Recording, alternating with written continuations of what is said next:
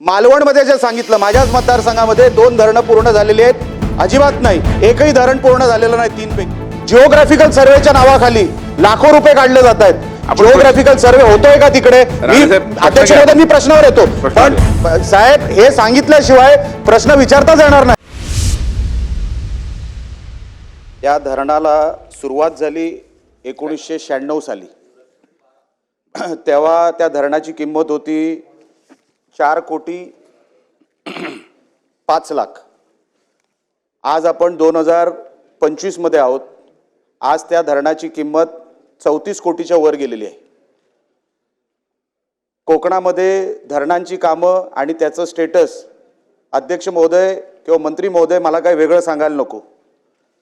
ह्यामध्ये जी काय माहिती दिलेली आहे ती माहिती खोटी आहे असं माझं म्हणणं आहे.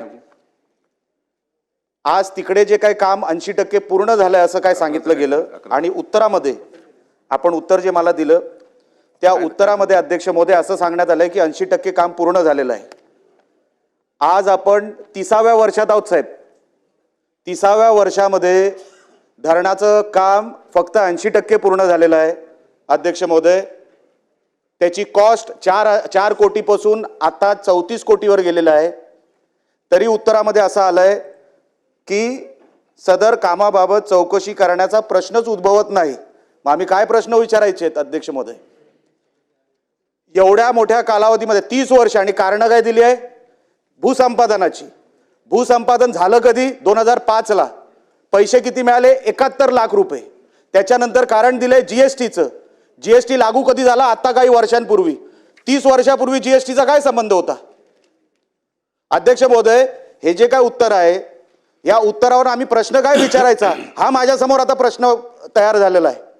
30 वर्ष एका प्रकल्पाला होतो, अजूनपर्यंत फक्त 80% काम पूर्ण आहे. आणि त्याच्यानंतर कुडाळ तालुक्यामध्ये असं सांगण्यात येतं की 4 पैकी 1 काम झालेलं आहे, 3 कामं प्रलंबित आहेत. 1 काम जे झालं वर्धा धरणाचं, मागच्या वर्षी ते धरण पडता पडता वाचलंय साहेब. आणि ते एका वर्षाच्या आत 1च वर्ष पूर्ण झालं आणि ते धरण पडता पडता वाचलेलं आहे. ते परत एकदा जसं चिपळूणला झालं तशी परिस्थिती इकडे होणार होती, पण कसं तरी त्या अधिकाऱ्यांनी वाचवलं असेल, ठेकेदारांनी वाचवलं असेल, मला माहित नाही. मालवणमध्ये जे सांगितलं, माझ्याच मतदारसंघामध्ये 2 धरणं पूर्ण झालेली आहेत, अजिबात नाही, एकही धरण पूर्ण झालेलं नाही 3 पैकी. आपण जर अशी उत्तरं देणार असाल अध्यक्ष महोदय, तर आम्ही प्रश्न कसे विचारायचे? कुठल्या विषयावर प्रश्न विचारायचे? अच्छा, सॉइल टेस्टिंगच्या नावाखाली मंत्री महोदय, जे अधिकारी आहेत, तुम्ही माहिती काढून घ्या. सॉइल टेस्टिंगच्या नावाखाली 20-20 लाख रुपये काढताय. सॉइल टेस्टिंग खरोखर होतंय का तिकडे? बघून घ्या. जिओग्राफिकल सर्वेच्या नावाखाली लाखो रुपये काढले जात आहेत. जिओग्राफिकल सर्वे होतोय का तिकडे? अध्यक्ष महोदय, मी प्रश्नावर येतो, पण साहेब हे सांगितल्याशिवाय प्रश्न विचारताच येणार नाही. कोकणामध्ये मागचे 12-15 वर्ष धरणच झालेली नाहीत.